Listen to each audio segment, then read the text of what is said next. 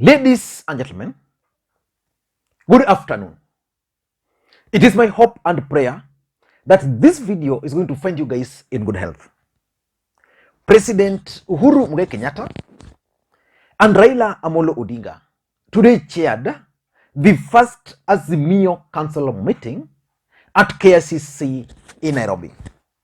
That meeting, in my view, is significant politically speaking. And we are going to do a comprehensive analysis about the objectives of that meeting. But for now, I want us to look at something which is equally important.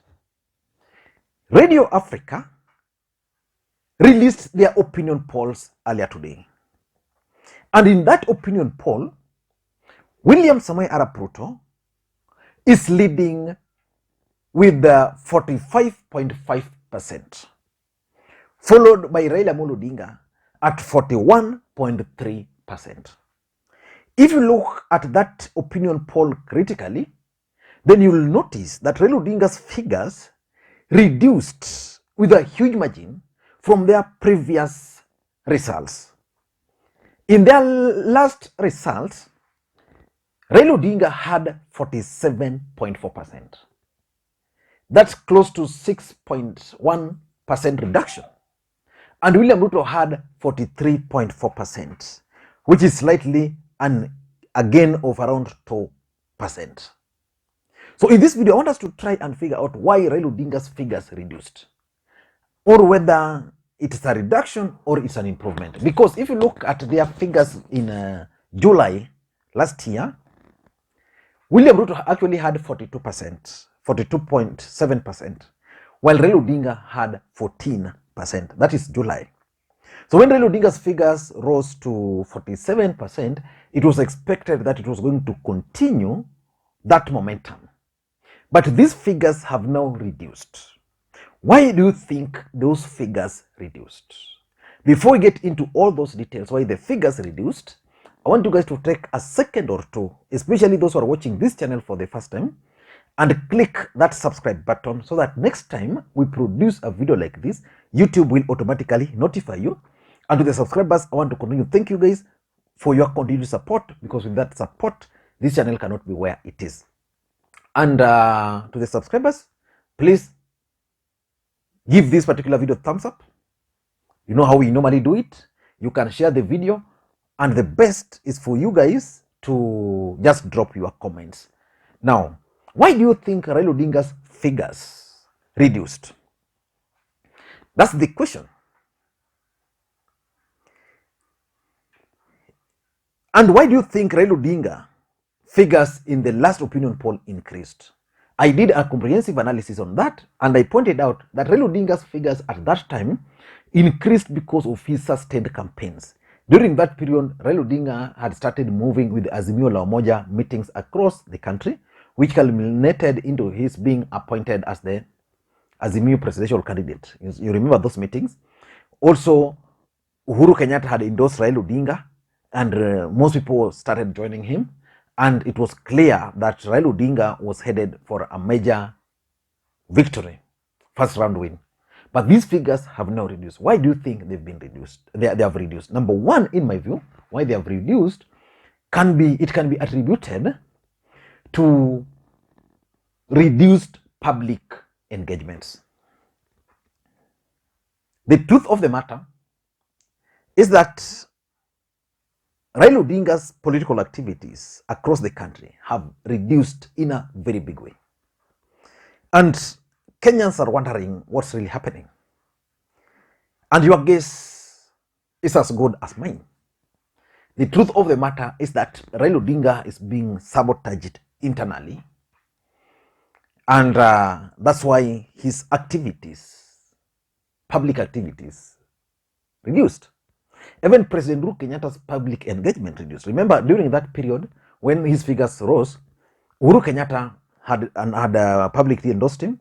Uhuru Kenyatta had organized the Mount Kenya Sagana meeting, leaders meeting. Raila Odinga had traversed the entire country.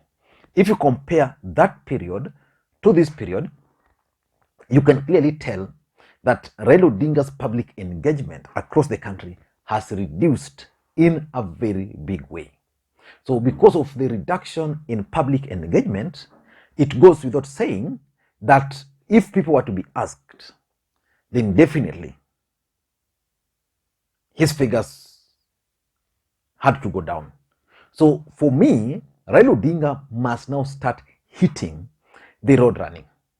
I know probably they've been waiting for the nominations to end, both Jubilee, ODM, they were still waiting maybe for the Azimio team to start working together. But I tend to think that Raila Odinga must also decide to figure out whether Kalonzo Musyoka is in or whether Kalonzo Musyoka is out. So that's number one. Number two, the other thing which might have contributed to all this is the ODM party nominations, the fallout. The truth of the matter is that UDA organized their party nominations, and to their credit, the nominations appeared to be credible and it was well managed. Where the deputy president expected was expecting major fallout, what he did, he negotiated with most of those people, and they didn't even go for the nominations. An individual was identified, like for example in Kakamega, where we had Malala versus Boni Alwale. They negotiated. So Boni Alwale was made the senator, Malala the running mate. In Nairobi, again, where there was going to be a serious challenge for them, they negotiated. And they had Margaret stepping down for Johnson Sakaja. For ODM, in Nyanza, the only member of parliament who lost is Fred Oda, the Kisumu Central Member of Parliament, who was defeated by my guy, Dr. Joshua Ron. The rest of members of parliament in Nyanza are going to defend their seats. In my view, that is serious. In the history of ODM as a political party, almost 70% of members of parliament are always kicked out.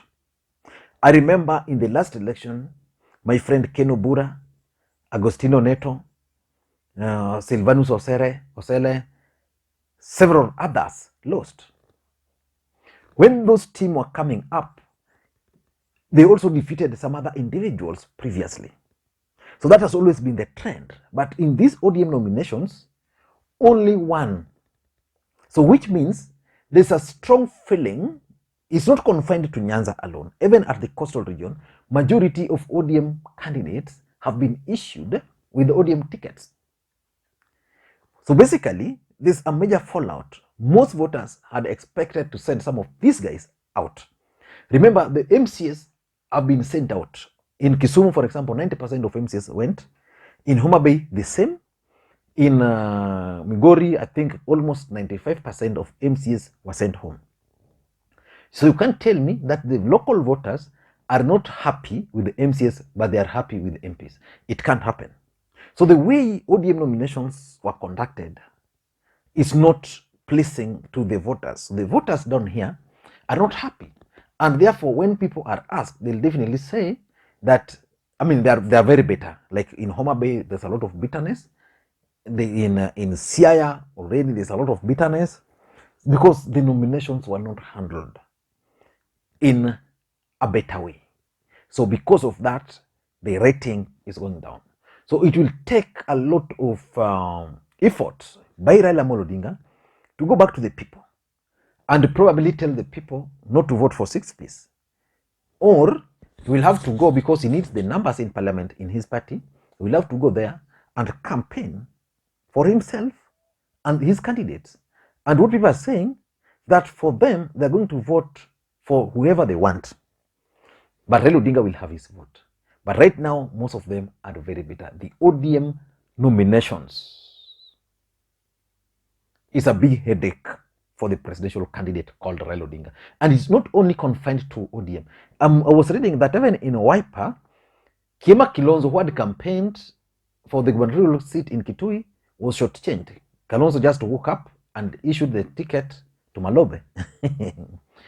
The third reason why Raila Odinga's figures have actually gone down, in my view, is Azimio confusion. There's serious confusion within the Azimio la Umoja movement. And this confusion is actually caused by none other than Stephen Kalonzo Musyoka. And I've been supporting Kalonzo Musyoka on this platform because it's a guy I believe I can easily vote for. But a friend of mine was telling me yesterday that Kalonzo Musyoka is a guy who should not be the guy Raila Odinga is depending on because it's unreliable. And he gave me several reasons for that. So I think Raila Odinga must decide to organize the Azimio. And I want to assume that the meeting today resolve some of those issues. Because if those issues will not be resolved, Raila Odinga's figures will continue coming down. That is the honest truth. The disorganization in Azimio is on another level. You know, Stephen Kalonzo Musyoka is just coming and issuing demands. He's always issuing demands without regarding that Azimio has a structure, Azimio has a secretariat, and that secretariat probably might have to make certain decisions without consulting the Wiper Party members. And number 4, in my view, I think it's the issue of the running mate. Who is going to be Raila Odinga's running mate? And by the way, before I forget, on the nomination, if you look at Nairobi, for example, there's also bitterness in terms of people divided on Polycarp Igathe, Tim Wanyonyi ticket. Most people believe that Tim Wanyonyi has been on the ground and therefore is the guy who is qualified. But others think that that ticket can win. So I don't know what informed certain decisions, but the nominations will have to be dealt with. I was at number 4, which is now the running mate factor. Who is going to be Raila Odinga's running mate? You know, there was a point when Peter Kenneth was actively being mentioned, and he was being pushed by the Mount Kenya Foundation to be Raila Odinga's running mate. I'm seeing Peter Kenneth factor in Azimio reducing. He is not one of the council members. Peter Kenneth is no longer a front runner for the position of the running mate. When you talk of running mate, we are either talking of Kalonzo or Martha Karua. Peter Kenneth is out of the Nairobi equation. And this is the guy who was being fronted by the cartels, the people with money, the Mount Kenya Foundation. Mount Kenya Foundation were the team which was making a lot of things happen in Azimio. So probably because Peter Kenneth is not being fronted, these guys are withholding their support and their money.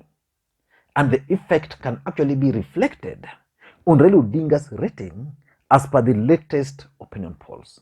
So I think Raila Odinga and President Uhuru Kenyatta must agree to solve the issue of the running mate. If it's Kalonzo, they need to give Kalonzo that ticket, then they focus. If it's Martha Karua, they need to give Martha Karua a ticket, and then they focus. And if it's someone else, then they need to give that person the okay to be the running mate, then they can focus. Otherwise, with this confusion, without a clear running mate, they are going to be still in trouble. And lastly, I think the other reason which contributed to Raila Odinga's figures coming down was the move by Musalia Mudavadi and Moses Wetangula to join William Ruto. Because previously, these guys were in one Kenya, and most of their supporters assumed that being in one Kenya, they were going to join Raila Odinga. And known to Raila Odinga and his team, these guys were planning to join Ruto. So when they joined Ruto, it means some of their supporters also went with them. And this can explain the 2% increase in William Ruto's figures. I don't know what you think. That's my take. Again, for those who are watching this channel for the first time, please take a second or two, click that subscribe button so that next time we produce a video like this, YouTube will automatically notify you. And to the subscribers, I want to continue. Thank you guys for your continued support, because without that support, this channel cannot be where it is. Thank you guys, and please, may you have a good day. Any other news? Bye-bye, guys.